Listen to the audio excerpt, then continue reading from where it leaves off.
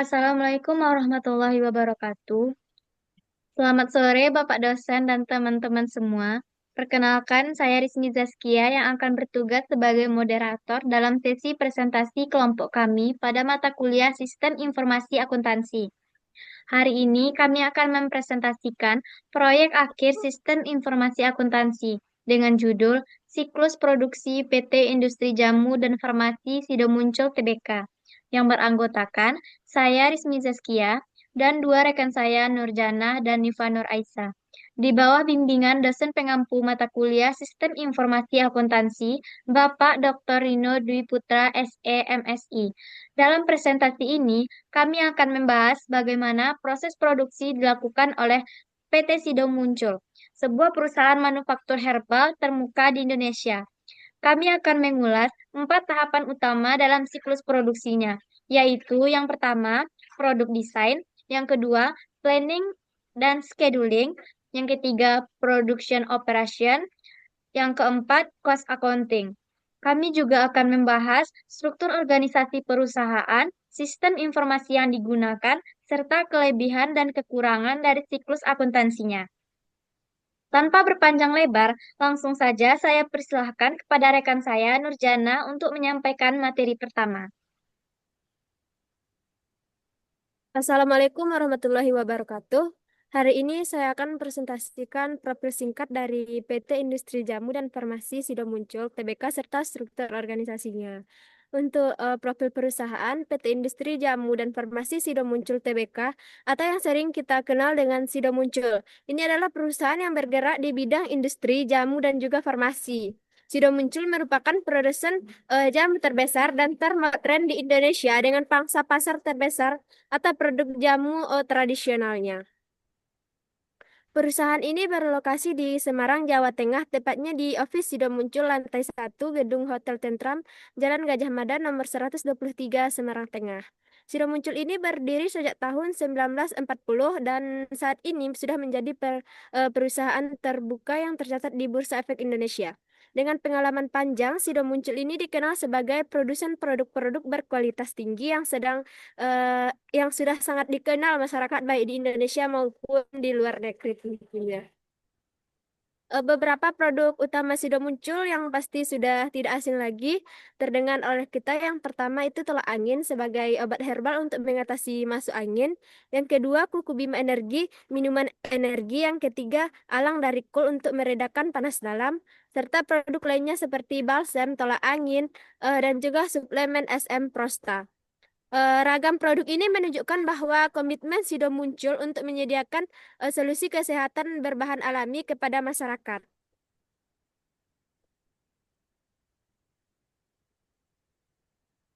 Selanjutnya, sistem informasi yang digunakan untuk mendukung operasional perusahaan Sido muncul menggunakan sistem ERP berbasis SAP S4 HANA. Sistem ini membantu perusahaan untuk meningkatkan efisiensi kerja, menekankan biaya produksi, menyediakan data keuangan, mengurangi proses manual, memudahkan pelaporan, serta mempercepat pengambilan keputusan bisnis. Dalam sistem ini, semua departemen di Sido Muncul bisa bekerja lebih terintegritas dan juga efisiensi. Selanjutnya, untuk struktur organisasi PT Sido Muncul, agar perusahaan ini bisa berjalan dengan baik, Sido Muncul memiliki struktur organisasi yang jelas, yaitu yang pertama, rapat umum pemegang saham.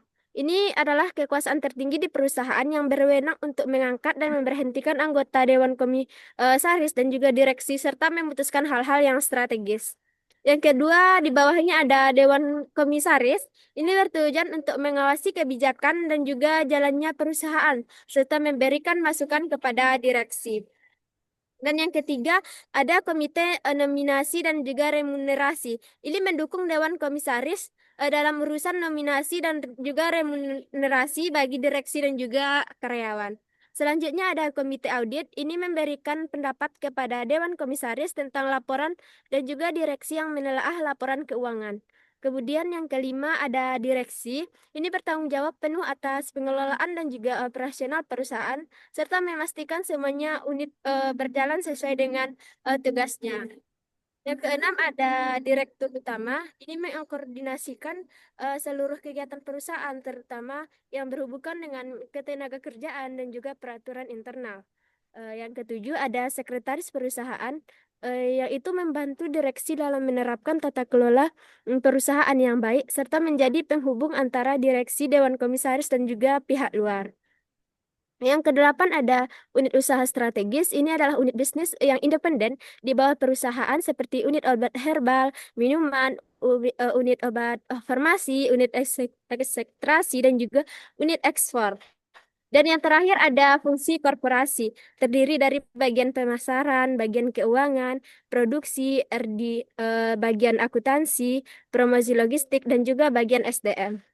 Mungkin hanya itu penjelasan singkat dari saya. Saya kembalikan kepada moderator. Terima kasih. Baik, terima kasih kepada Nurjana. Selanjutnya dipersilahkan kepada Nifa Nur Aisyah untuk menyampaikan pembahasan selanjutnya. Baiklah, terima kasih kepada moderator. Materi selanjutnya yaitu analisis siklus akuntansinya, yaitu siklus produksi PT Sudah Muncul Tbk terdiri dari 4 siklus. Yang pertama yaitu desain produk, perencanaan dan penjadwalan, operasi produksi, dan akuntansi biaya. Eh, yang pertamanya yaitu desain produk. Proses produksi Sudah Muncul selalu dimulai dari tahap desain produk yang dilakukan oleh aktornya yang terdiri dari tim research, development atau RD, dan tim engineering. Misalnya, saat mereka merancang produk seperti tolak angin cair, tim RD melakukan riset bahan herbal yang efektif dan sesuai dengan tren kesehatan masyarakat.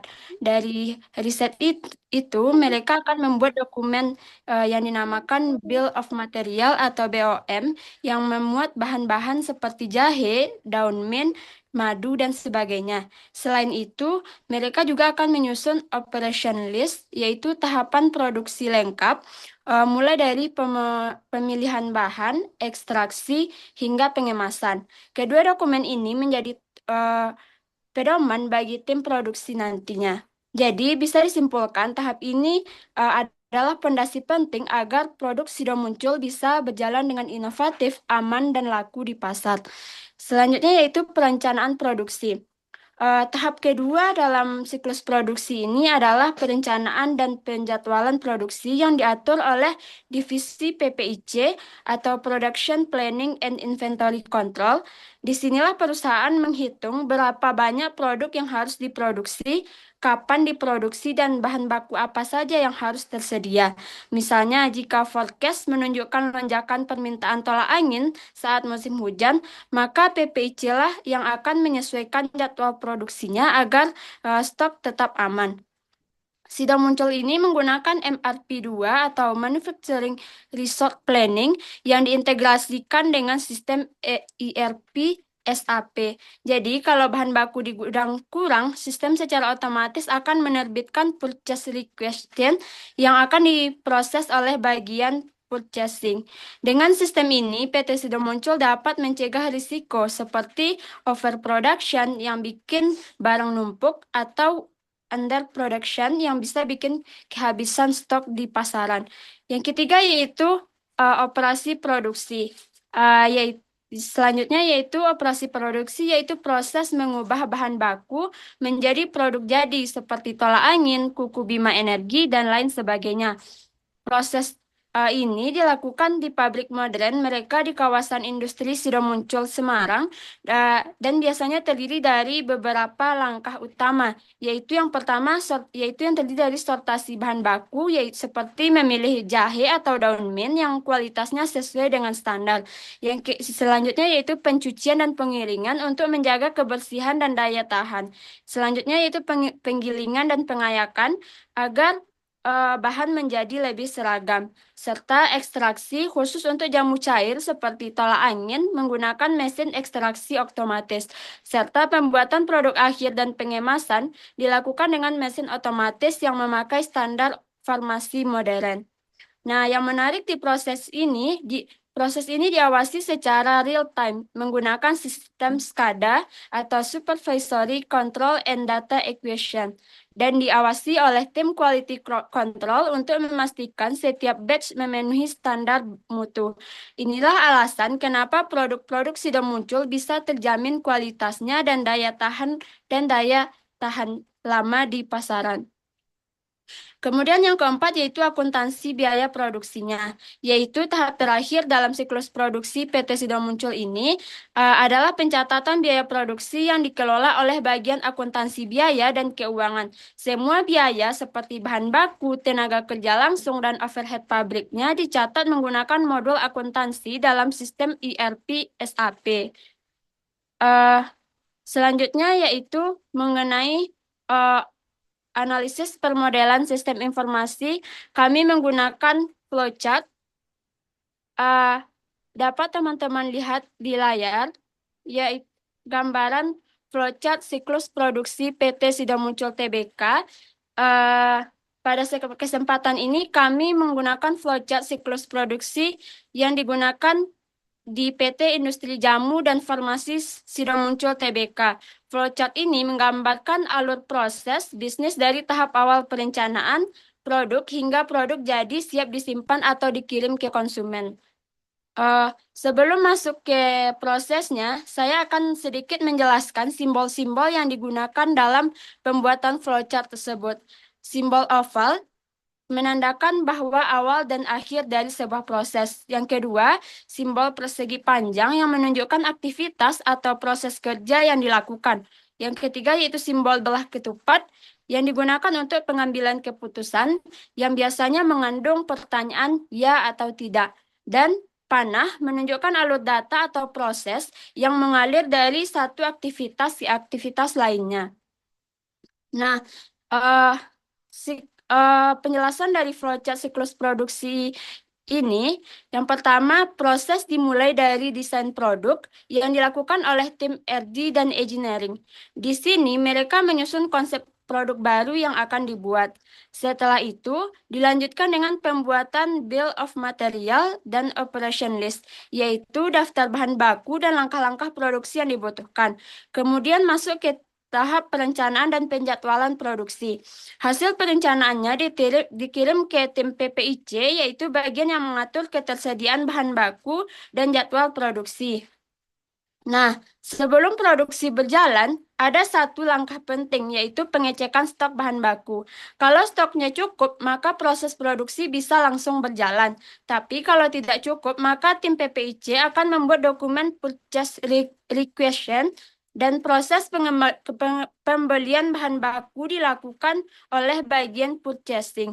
Supplier lalu mengirimkan bahan ke gudang dan sistem akan langsung mengupdate data stok bahan baku.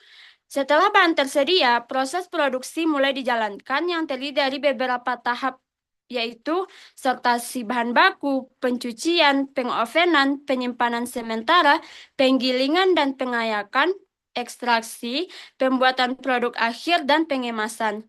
Semua proses ini dilakukan secara berurutan sesuai standar operasional perusahaan. Setelah pengemasan, produk akan masuk ke tahap quality control untuk dicek apakah sudah sesuai dengan standar perusahaannya. Jika produk yang lolos quality control akan disimpan di gudang atau langsung dikirim ke pelanggan, tergantung kebutuhan. Nah, selanjutnya yaitu tahap terakhirnya adalah pencatatan dan pelaporan biaya produksinya. Semua biaya yang muncul selama proses dicatat, kemudian dibuat laporan sebagai bahan evaluasi dan pelaporan keuangan. Sekian penjelasan dari saya kembalikan ke moderator. Baik, terima kasih kepada Nifa. Materi selanjutnya akan dijelaskan oleh saya sendiri. Tentang kelebihan dan kelemahan siklus akuntansi PT Sido Muncul Tbk. Yang pertama, efisiensi proses. Kelebihannya adalah proses bisnis dalam siklus produksi telah terstruktur dalam 4 tahap utama, yaitu product design, planning and scheduling, production operation, dan cost accounting. Dengan alur dokumen yang jelas dan terstandarisasi, sehingga meminimalkan duplikasi pekerjaan dan mempercepat aliran informasi antar bagian.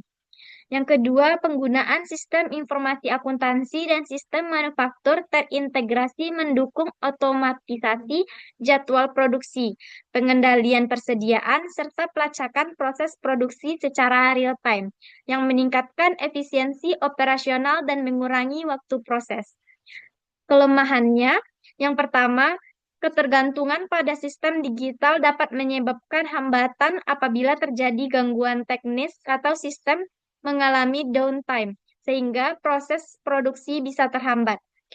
Selanjutnya, kelemahannya adalah jika terjadi perubahan permintaan pasar yang mendadak, sistem yang sudah terjadwal ketat bisa kurang adaptif dan membutuhkan waktu untuk penyesuaian ulang. Analisis yang kedua adalah keandalan sistem informasi. Kelebihannya, yang pertama, sistem informasi akuntansi yang digunakan mampu mencatat transaksi keuangan dan operasional secara real-time, menghasilkan laporan biaya yang akurat, serta mendukung pengambilan keputusan manajerial secara tepat waktu. Kelebihan selanjutnya adalah integrasi dengan sistem ERP dan pengandalian mutu digital meningkatkan validitas dan keandalan data yang dihasilkan, serta memudahkan pelacakan dokumen dan audit trail. Kelemahan dari keandalan sistem informasi, yang pertama, risiko keandalan muncul jika data tidak diinput secara tepat oleh pengguna, atau jika terjadi kegagalan sistem, sehingga dapat mempengaruhi akurasi laporan keuangan dan operasional. Yang kedua, ketergantungan pada sistem digital juga membuka potensi risiko keamanan data apabila pengendalian akses dan keamanan informasi tidak dijalankan secara optimal. Selanjutnya, analisis yang ketiga adalah risiko kesalahan atau fraud.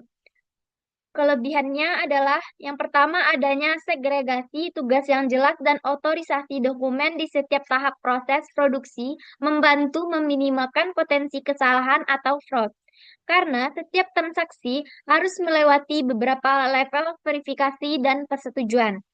Yang kedua, sistem pelacakan dokumen dan audit trail pada sistem informasi akuntansi memudahkan deteksi dini jika terjadi penyimpangan atau anomali dalam proses bisnis. Kelemahannya yang pertama, jika pengendalian akses sistem tidak ketat, ada potensi penyalahgunaan wewenang atau manipulasi data oleh oknum internal. Yang kedua, human error dalam input data atau kelalaian dalam verifikasi dokumen masih dapat terjadi, terutama jika beban kerja tinggi atau pelatihan SDM kurang optimal. Yang ketiga, ketergantungan pada sistem digital juga membuka potensi risiko keamanan data. Apabila pengendalian akses dan keamanan informasi tidak dijalankan secara optimal. Analisis yang keempat adalah pengendalian internal. Kelebihannya adalah setiap aktivitas dalam siklus produksi didukung oleh dokumentasi yang lengkap dan otorisasi berjenjang, sesuai dengan prinsip-prinsip pengendalian internal untuk meminimalkan risiko dan meningkatkan akuntabilitas. Yang kedua, adanya pemisahan fungsi antara bagian produksi keuangan dan akuntansi, memperkuat pengawasan dan mencegah terjadinya konflik kepentingan atau kecurangan. Kelemahan dari pengendalian internal adalah yang pertama, implementasi pengendalian internal yang terlalu birokratis dapat memperlambat proses pengambilan keputusan, terutama jika harus menunggu otorisasi dari banyak pihak. Jika tidak diimbangi dengan pelatihan dan sosialisasi yang memadai, pegawai dapat merasa terbebani oleh prosedur administratif yang ketat, sehingga berpotensi menurunkan motivasi kerja. Sekian materi tentang kelebihan dan kelemahan siklus produksi PT Sido Muncul Tbk. Selanjutnya, saya akan menyampaikan kesimpulan. Berdasarkan pembahasan mengenai siklus produksi di PT Industri Jamu dan Farmasi Sido Muncul Tbk, dapat disimpulkan bahwa perusahaan telah menerapkan proses produksi yang terstruktur dan terintegrasi dengan baik. Siklus produksi terdiri dari 4 tahap utama, yaitu product design, planning and scheduling, production operation, dan cost accounting. Setiap tahap didukung oleh penggunaan sistem informasi modern seperti ERP, SAP, garis miring for HANA yang membantu meningkatkan efisiensi, akurasi pencatatan, serta pengendalian biaya produksi. Kelebihan utama yang dimiliki adalah efisiensi operasional, kecepatan aliran informasi, serta kemampuan pelaporan keuangan secara real time. Namun, terdapat beberapa kelemahan, seperti ketergantungan pada sistem digital yang dapat menjadi hambatan jika terjadi gangguan teknis, serta keterbatasan adaptasi jika terjadi perubahan permintaan pasar secara mendadak. Sekian presentasi yang dapat kami sampaikan.